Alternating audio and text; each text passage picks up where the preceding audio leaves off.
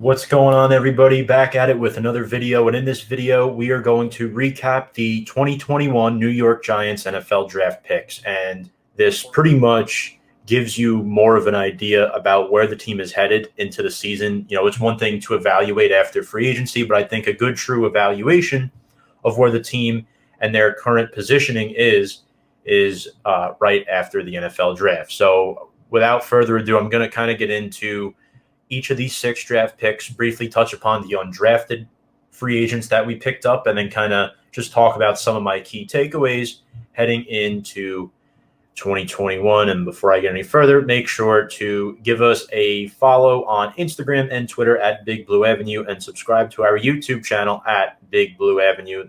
Really appreciate all the support we got over draft week on our live streams over at Review and Preview Sports. Really appreciate that. But make sure to go follow us here on our Giants exclusive YouTube channel.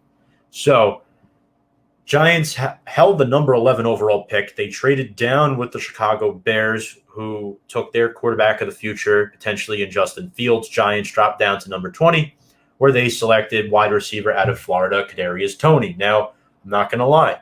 This was a shock to me. This was a shock probably to a lot of Giants fans out there. Now, a lot of people were wondering, well, why don't we go edge rusher?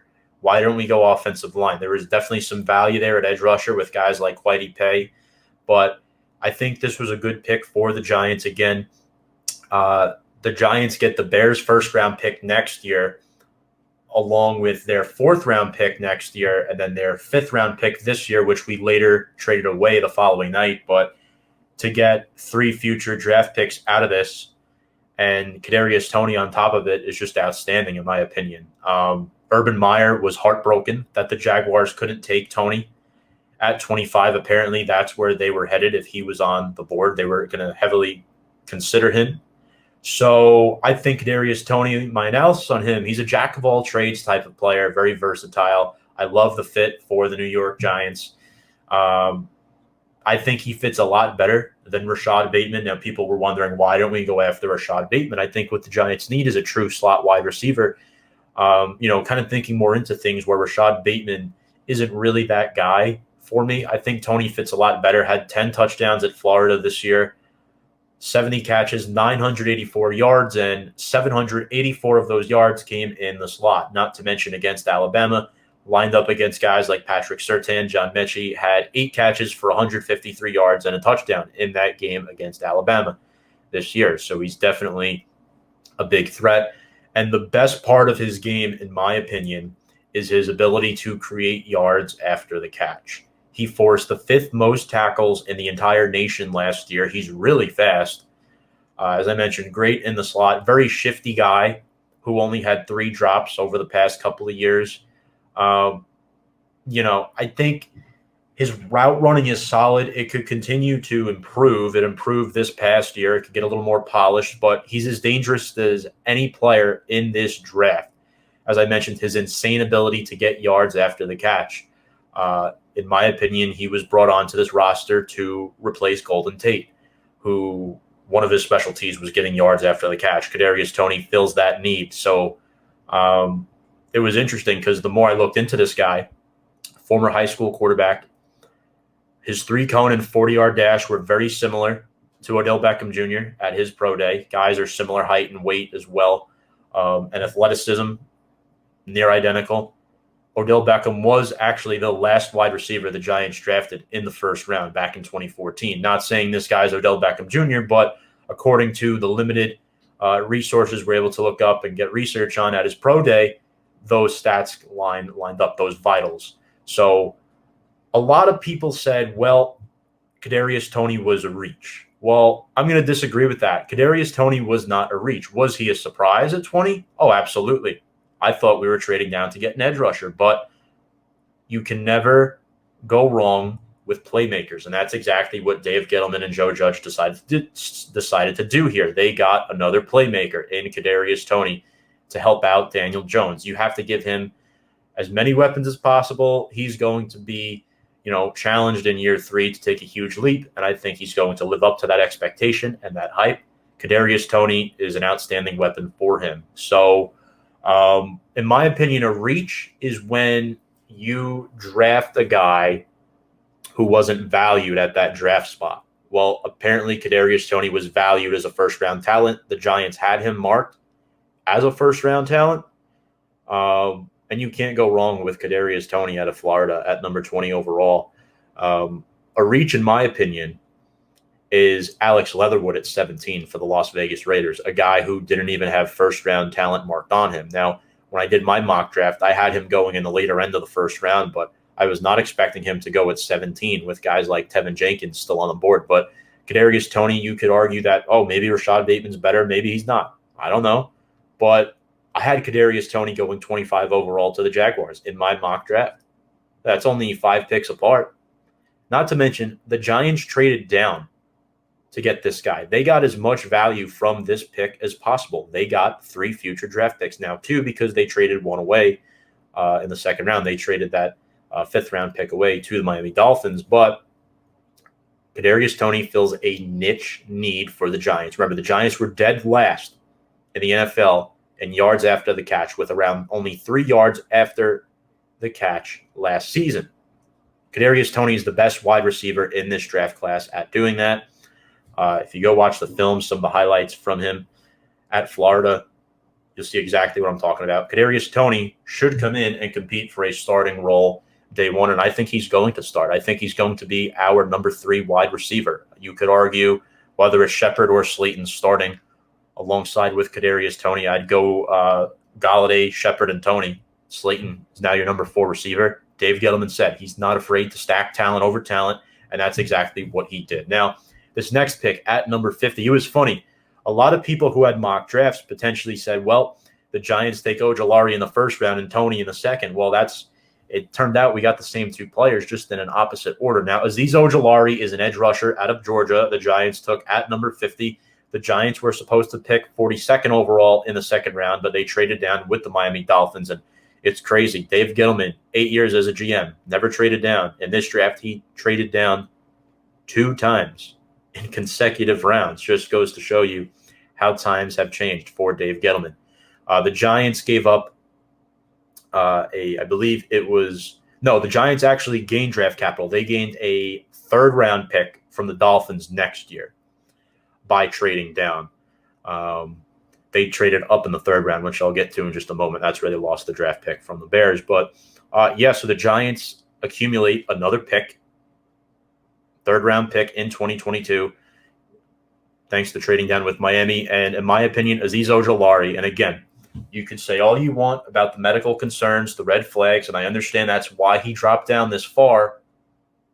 But if everyone's saying you got to take this guy, you got to take this guy, he's a first-round talent, you get him at number 50, that's a home run pick, folks. Azeez Ojulari was a home run pick for the Giants. The Giants would have taken him at 42, has ties to the coaching staff, fills a hole. He's only 20 years old, 6'2", 250 pounds, and he reminds me of guys like Bud Dupree, Osu Menura, former Giant master of the strip sack. Had 9.5 sacks this past year, 12.5 tackles for loss, 4 forced fumbles in 2020. All 3 of those stats, the sacks, TFLs, and forced fumbles, all led the SEC. The SEC, the best conference in college football. The Giants got the best edge rusher out of the SEC. He's not the most technically skilled player, but he fits the scheme. He's also pretty solid in coverage, too, for an edge rusher. Good bend around the edge. I really like him a lot. Surprisingly good in the run game after watching some more of his film. Now, the concern, the injury. Let's talk about the injury. So he tore his ACL in high school.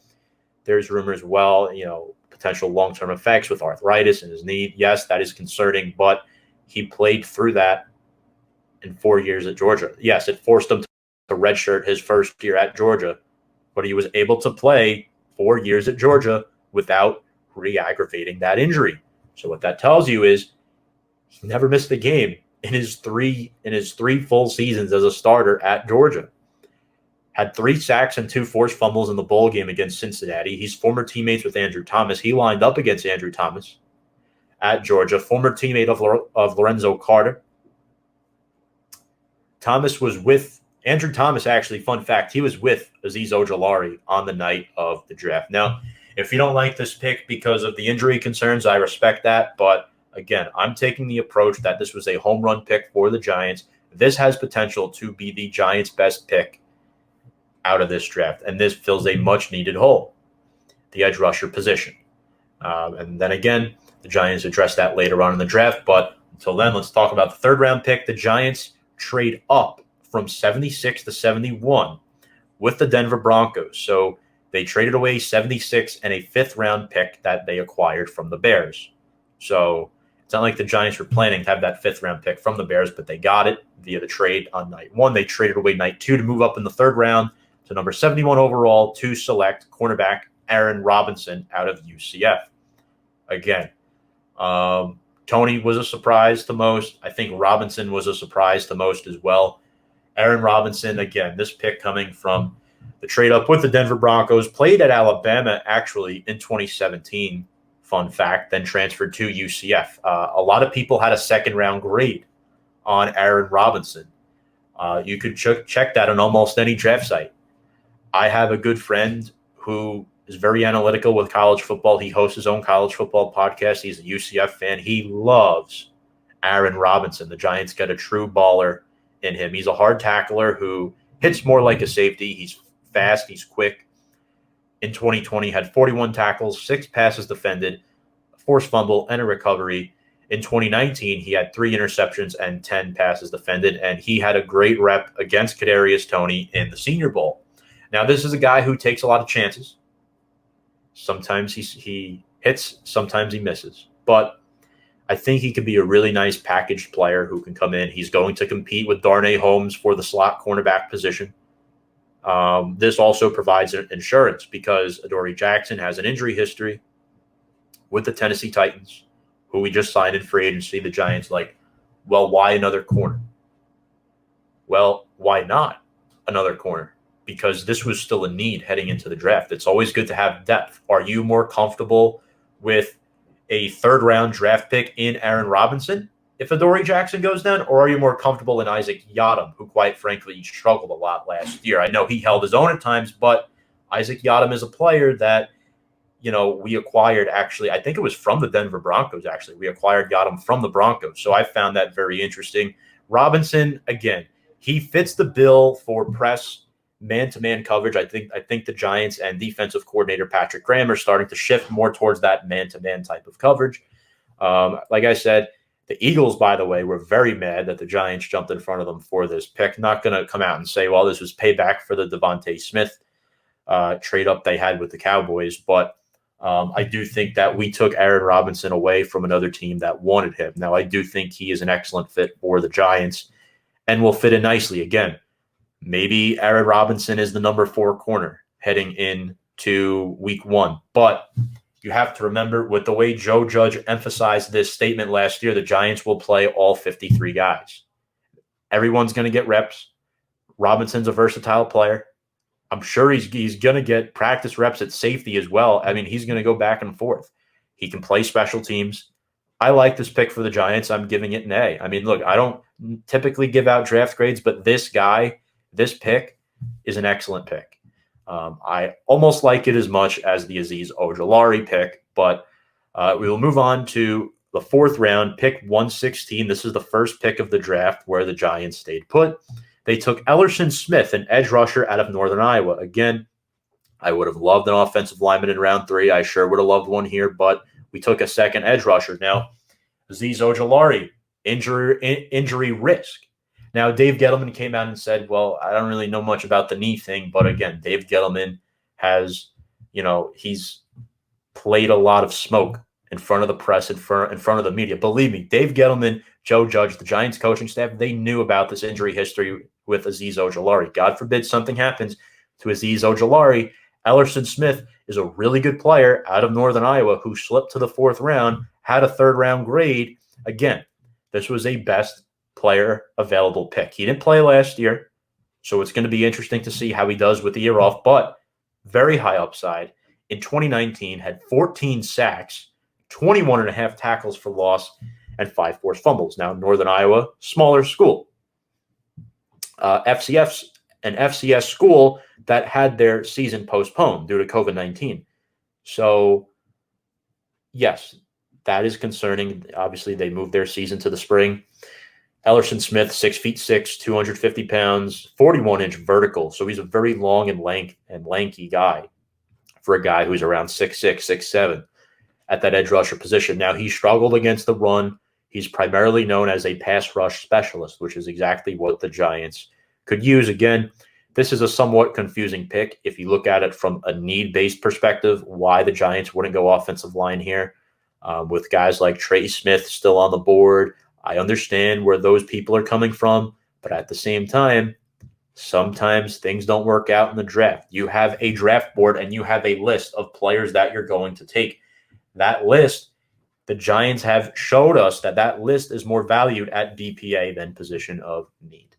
And the Giants obviously like what they have in their offensive line heading into 2021. They said it before the draft, and after they didn't take one in round 3, when guys like Ben Cleveland and Quinn Miners were still on the board, I knew they more than likely were not going to take one on day 3. So the Giants take Ellerson Smith, a lot of potential. We will see what happens with him, and he will compete again. You have Lorenzo Carter and O'Shane Ximines both coming off injuries, Carter on a contract year as well. So I actually do like this pick, although, again, it was a little stumper, but I do like this pick. 6th round. So the Giants had around an 80-pick gap. Gary Brightwell, a running back out of Arizona. Again, the Giants needed a third running back. Saquon Barkley tore his ACL last year. We don't know how he's going to be. Coming off the torn ACL, Gary Brightwell out of Arizona. The Giants first spotted him a month or so ago. North-South runner, 6'1", 218 pounds, so he's a big fella. The Pac-12 only played 5 to 6 games this year, so in those games, Brightwell had 390 rushing yards and 1 touchdown. He's a 4-year player, excellent locker room presence, connections to the Giants coaching staff. Sounds like a Joe Judge draft pick, right? I wouldn't mind him as a running back 3. He's a very violent runner, and he can play special teams. So Gary Brightwell has potential. Again, you only signed Devontae Booker to a 2-year deal, so he probably won't be here long-term. He'll be a gap filler. Gary Brightwell could potentially be Saquon's long-term backup if that pans out. So with the final pick of the draft, again, I was shocked by this pick, but I actually happened to like it the more I looked into it after the draft. Rodarius Williams, a cornerback out of Oklahoma State. Now, in my opinion, this was a much better 6th-round pick than Gary Brightwell. I like Brightwell, but I don't like him a whole lot yet. I like Rodarius Williams a lot better. Very high upside picks, around 6 feet tall, 195 pounds, 4-year guy who will turn 25 in the first month of the season. So I don't know if you folks look at age as a concern. I particularly don't. I look at it more as experience. I know 25 is very old for a rookie, but I don't look at that as much. He played 8 games in 2020, had 18 tackles, 3 passes defended. He has 2 career picks. Both came as a sophomore. 31 career passes defended, 169 tackles. Again, this is a guy who could fit the gunner role perfectly. Very aggressive. Also, he is the brother of former LSU and Browns cornerback Greedy Williams. Fun fact about Rodarius. He holds Oklahoma State's record with 48 straight starts. So he is a fun young prospect to talk about, and I'm glad he's a New York Football Giant. So if I had to rank the 6 picks, I'd definitely go Ojulari first. I'd go Robinson second. I'd go Toney third. I'd go Rodarius Williams 4th, Ellerson Smith 5th, and then Brightwell 6th. And Kadarius Toney is only 3rd because I really, really love the Ojulari and Robinson picks a lot. And I do love Kadarius Toney as well, but that's where I'm going to rank those 6 picks. Now, key takeaways from this draft. The Giants are thinking long-term, right? They hit it out of the park by trading down twice, which Gettleman's never done. The Giants modernized their approach. I get it. We're labeled as this old-school team that still doesn't use technology well. We're very pencil and paper organization, smash mouth running the football. Again, Dave Gettleman said it's a passing league. That's why we got 2 edge rushers. That's why we got 2 cornerbacks. That's why we took another playmaker in the first round of the draft. You have an injury history in Golladay, John Ross, right? Giants got a future 1st, 4th, and the 5th, which they traded away.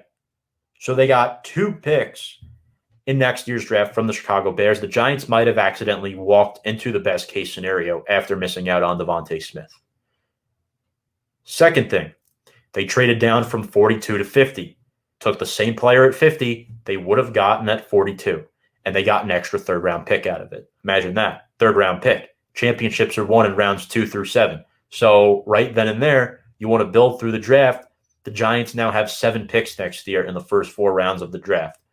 And then, of course, the Giants traded up to number 71 overall in the 3rd round and gave up their 5th-round pick that they got from the Bears. So that wasn't a huge deal, but they moved up 5 spots to jump the Eagles, get Robinson. My key takeaways is that, again, Dave Gettleman traded back for the first and second time in 8 drafts as a GM. He did it twice. The Giants realize they won't be spending that much next year in free agency. Don't expect the Giants to go out and do what they did this year next year. So what did they do? They stocked up on draft capital. We now have 10 draft picks in 2022, thanks to Trader Dave. Again, we had 10 draft picks in 2020. But a lot of those, 4 of those picks were in the 7th round, not to mention. So the Giants are tied with the most draft picks with the Philadelphia Eagles heading into next year, but the Giants have higher value with those picks. Again, Joe Judge had a big influence on this draft. New England was notorious for trading down throughout the years. Giants did it this year. The Giants also valued best player available over position of need. Perfect example is round 3. The Giants, again, another thing, they love Senior Bowls. That's where they found Daniel Jones, right? They continue to add Senior Bowl players. 5 of the 6 players they drafted were Senior Bowl participants. As far as the offensive line goes, yes, I'm a little disappointed we didn't take one. But the Giants want continuity on their offensive line. They should have a similar look to last year, minus Kevin Zeitler. They get Nate Solder back. You got to remember something, too. As far as the offensive line goes last year, they did not have a full offseason. The offensive line coach changed. You had 2 rookies on it, 3 when Lemieux joined the starting unit. There were hidden injuries across this offensive line. Everyone's like, well, why isn't Matt Pert getting reps? Late in the season last year, he played through an ankle injury. Andrew Thomas also had an ankle injury that he had surgery on earlier this offseason. Now, the Giants, they did address it in undrafted free agency. They picked up 3 players. 2 of them are interior offensive linemen, exactly what we need. Everyone's saying, oh, let's get Spencer Brown. Let's get Rashawn Slater. Those guys are tackles. Yes, I know you can kick them into guard, versatile players, but what the Giants do is they get a player, in my opinion, Brett Hedgie, who should have went on day 3. Brett Hedgie is an interior offensive lineman out of Florida. He played a little guard and center. Again, yes, he was Kyle Trask's center this past season. He's a 3-year starter. Good chemistry with Trask. He's 6'5", 320 pounds. Brett Hedgie should be very interesting prospect who can push, one of these older guys that we signed off the roster. I know we signed Zach Fulton. We signed Jonathan Harrison. We have some interior offensive line depth, but Brett Hedgie's an interesting prospect. Could be a practice squad guy. We'll see. They also get Jake Burton out of Baylor. Jake Burton, again, another interesting player. He started 8 games for Baylor last year, grad transfer from UCLA. 6'6", 312 pounds. That's a hog molly that Dave Gettleman happens to like. Both of those guys are huge. So I'm looking forward to seeing what both of those players can do. Maybe one of them make the roster. Maybe both of them make the roster. Who knows? But again, Nick Gates, our Swiss Army knife at center, you know what he was? An undrafted free agent. Goes to show you, it doesn't matter where you're drafted, whether you're drafted or not. It matters what you do once you enter the NFL. Everyone's on an even playing field. The Giants also added defensive end Raymond Johnson out of Georgia Southern, again, smaller school. He started all 13 games for Georgia Southern, first team All Sun Belt honors, had 5 sacks, 13 and a half TFLs, 6'3", 270 pounds. I like his size.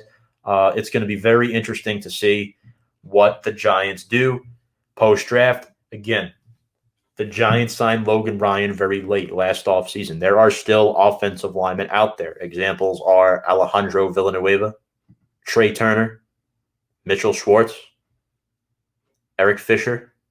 The Chiefs just cut 2 tackles. I don't think we're going to get a tackle, but Trey Turner could be a real possibility. I'm really interested to see what the Giants do the remainder of this offseason. But for now, I just recapped the NFL draft for you. All 6 picks, the 3 undrafted free agents that we signed thus far. I really like what we've done. I'm looking forward to seeing what 2021 has in store. I think the Giants are headed in the right direction.